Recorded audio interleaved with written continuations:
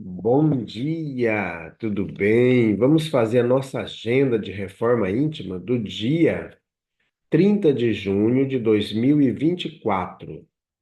Reflexão e vivência em torno do Evangelho. No dia seguinte, Jesus se dirigiu a uma cidade chamada Naim, acompanhado de seus discípulos e de grande multidão. Ao aproximar-se da porta da cidade, acontece-lhe ver que levavam a enterrar o morto, que era filho único de sua mãe, sendo esta viúva. Grande número de pessoas da cidade a acompanhavam. Lucas 7, 11 a 12. Meta do mês: desenvolver justiça, amor e caridade. No coração do homem, imprimiu Deus a regra da verdadeira justiça, fazendo que cada um deseje ver respeitados seus direitos. Pergunta 876 do livro O Livro dos Espíritos. Meta do dia: sê tu aquele que passa incompreendido, porém entendendo o próximo. Joana de Ângeles, na obra Alerta. Sugestão para a prece. Prece rogando a Deus a bênção do perdão. Amado Mestre Jesus, nós queremos nesta manhã agradecer por sempre estar conosco, por sempre dar-nos as condições necessárias de trabalhar no nosso íntimo o nosso melhoramento. E nesta manhã, Jesus, nós queremos pedir a bênção do perdão e que possamos também desenvolver no nosso coração o perdão para com todos aqueles com os quais tem tido alguma dificuldade de relacionamento. Que o seu amor possa estar sempre conosco. Graças a Deus, que Deus seja louvado.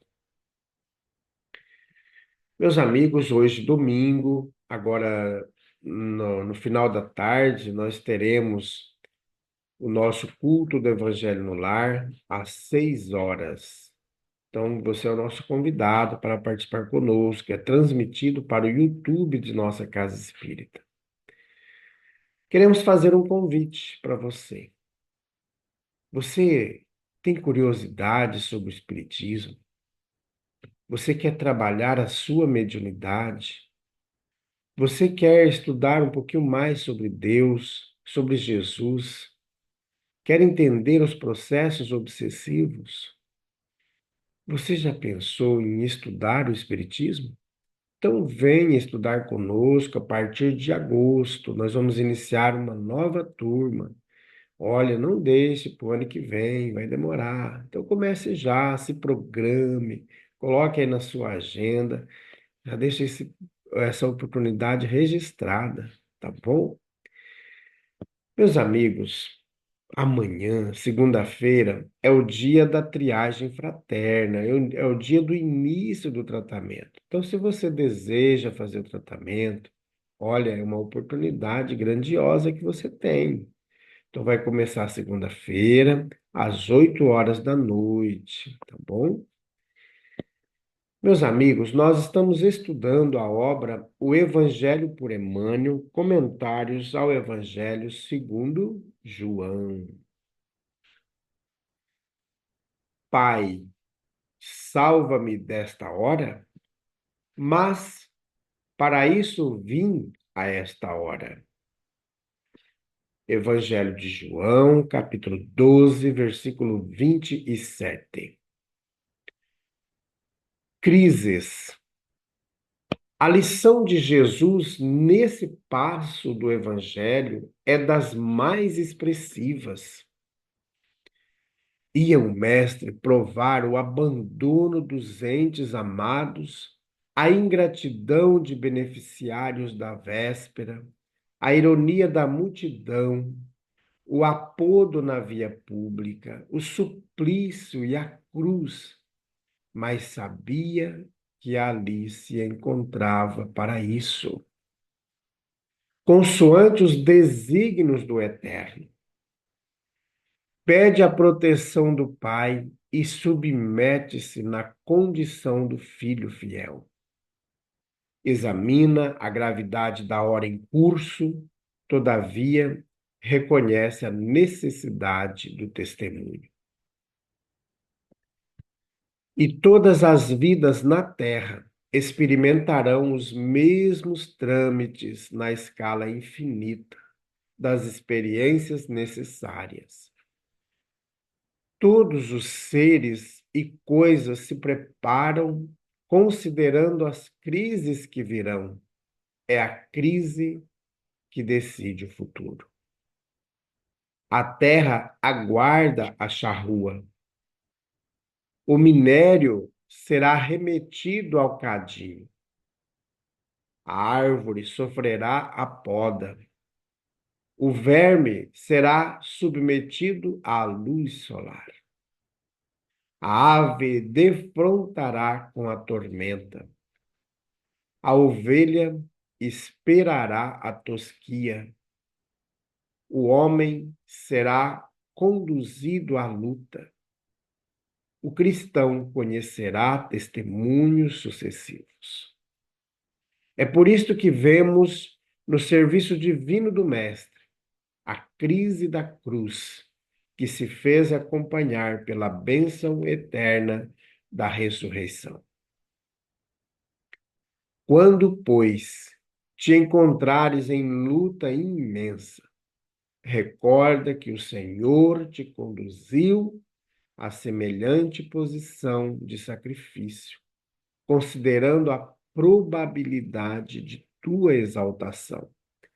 E não te esqueças de que toda crise é fonte sublime de espírito renovador para os que sabem ter esperança. Comunicação de Emmanuel, publicada na obra Vinha de Luz, da editora FEB, capítulo 58. Meus amigos, nós estamos diante daquele momento decisivo da vida do Cristo. E Jesus, ele ora ao Pai pedindo o amparo, pedindo a proteção, porque ele percebe que os amigos que estão ali, eles não são capazes de se manterem firmes durante esse momento difícil. Como ele diz lá no Evangelho, Pai, salva-me desta hora. Mas foi para isso que eu vim, né? Então, a gente vê assim, faz parte do processo de ajustamento de todos nós. E Jesus veio mostrar para nós que Ele é o modelo, Ele é o caminho, a verdade e a vida.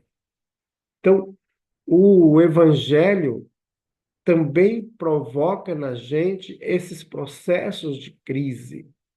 Por quê? Se nós não passarmos por esse processo de crise, não tem ajustamento. Todo ajustamento é um processo de crise, é um processo de dor. Por exemplo, a gente está acostumado a beber uma bebida alcoólica. De repente, você toma a decisão: a partir de hoje eu não vou mais comprar bebida alcoólica, não vou tomar. Então, o ser que estava ali acostumado vai sentir a falta da bebida. Então, são os processos de crise que se instalam. E aí nós temos que ter força bastante para conseguir vencer os desejos. A mesma coisa relacionado aos entorpecentes e muitos outros demandas de vícios que nós temos, né? O orgulho, o egoísmo, a, a petulância, a arrogância, o desejo incansável pelo poder. Então, tudo isso, quando a gente toma decisões em conformidade com o Evangelho de Jesus, entra em nós o processo de crise, porque nós estávamos acostumados com uma vida, e aí nós temos que mudar a situação. Isso acontece também quando a gente tem algum tipo de enfermidade, um câncer, por exemplo, ou um outro tipo de enfermidade que a gente tenha, desenvolva, que essa enfermidade provoca na gente a mudança de hábitos que antes a gente tinha, que aparentemente era saudável, porém causou transtorno no nosso organismo. Então aí a gente tem que tomar decisões a partir daquele momento. Então, a mesma coisa se aplica ao Evangelho de Jesus. É a mesma coisa está aqui a Jesus passar pelo abandono. Então, quantas vezes nós somos abandonados e nós abandonamos também pessoas amadas, pessoas amigas. A gente acaba não visitando mais, a gente acaba não tendo tempo mais de conviver com os amigos. Então, a gente vai se afastando. A mesma coisa, eles, os amigos, também vão se afastando da gente. Então, a gente começa a passar por esses processos de abandono. E isso também serve para a gente aprender a, a nos burilar também. Nada é por acaso, né? Tudo faz parte do processo de ajustamento. É claro que todos nós precisamos perceber o que que o Evangelho de Jesus traz para nós e o que que podemos fazer a partir de então, né?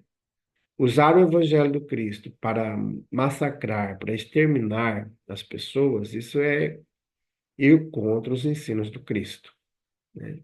O próprio Jesus diz que vai herdar o reino do céu aquele que fez bem, aquele que deu alimento para a pessoa que estava com fome, aquele que vestiu a pessoa que estava sem roupa, aquele que visitou os doentes, aquele que visitou os presos. Está lá no Evangelho de Mateus, no capítulo 25. Então, aqueles que não fazem isso terão mais dificuldades para avançar, né? Vai ter que voltar novamente, vai ter que reencarnar várias vezes para se modificar. Então, é isso que nós temos que trabalhar no nosso coração. A gente vai ver que Jesus sempre esteve no meio de pessoas abandonadas, aquelas que a sociedade não via com bons olhos. Então, às vezes, a gente cria um padrão de que o certo é o que a sociedade, a elite da sociedade, os grupos prioritários, os grupos mais abastados, impõem aos demais, como um padrão, né? Quando a gente estuda as obras de Chico Xavier, por exemplo, há 2000 anos, o Ave Cristo, os 50 anos depois, o próprio Paulo e Estevão, essas obras a gente vai vendo que uma sociedade governante impõe seus padrões de vida para um povo. E o povo tem que se adequar àquele padrão de vida. Quem não se adequa, ele é intransigente, é como um Cristo, deve ser tirado, porque depois eles tramam, inclusive, a morte do Cristo. Olha, é melhor que um só morra do que todo o povo ser massacrado. Então, eles vão criando esses argumentos para poder tirar o Jesus das pessoas. Então, a gente vê que nem tudo aquele padrão que é dominante, que é imposto à maior parte da sociedade, é de fato padrão cristão, né? Então, que a gente possa, de fato, buscar no nosso íntimo a nossa melhoria, perceber quais são os pontos críticos que nós temos que trabalhar em nós. Olha, eu sou muito nervoso, então vou trabalhar a calma, a paciência. Eu gosto de interromper as pessoas falando. Então, eu vou trabalhar para saber ouvir a que a pessoa está expondo até o final e não ficar dando pitaco na conversa da pessoa. Olha, eu sou muito egoísta, muito apegado, então vou trabalhar um pouco a partilha, doações, né? Eu sou muito orgulhoso, então trabalhar um pouco mais essa questão da humildade. E a gente vai trabalhando. Olha, eu fumo, por exemplo. Ó, então hoje, em vez de eu fumar aí 10 cigarros, eu vou diminuir, eu vou fumar 9. Amanhã eu vou tentar manter nos 9, até eu ir conseguindo diminuir o 8, o 7, até chegar no dia que a gente não vai mais usar o cigarro. Então, são esforços íntimos que nós temos que fazer. E isso exige da gente, não exige do governo, não exige do padre, do pastor, do médium da casa espírita, exige da gente. Claro que o pastor, o padre, o médium da casa espírita, eles estão ali para auxiliar, para ouvir, para acolher, e não para descer a sentença, né? Bater o martelo e nos condenar. Está ali para acolher, para que a gente tenha mais condições de auxiliar. Olha, eu quero afastar das drogas, eu quero afastar de tudo isso que é ruim. O que que eu faço? Eu quero. Não tenho força para sair, mas eu quero. Então, existem casas de abrigo, de acolhimento, para atender esse tipo de pessoas, para que eles possam ali passar por um processo é mais doloroso, mas passar por um processo de ajustamento, com acompanhamento de pessoas capacitadas para auxiliar, né? Muito bem, meus amigos. Então, que a gente possa, a partir de hoje, buscar na figura do Cristo o nosso modelo. Não é na figura do médium lá da casa espírita, não é na figura do evangelizador, do instrutor, é na figura do Cristo. O que que Jesus serve para mim, né? Quais os pontos que eu vejo no Cristo que de hoje em diante eu vou mudar? Então, é isso que nós temos que buscar sempre. Porque se a gente for olhar no nosso dirigente do grupo religioso, seja qual for, o dia que ele pisar na bola, a gente afasta da igreja por causa disso, né?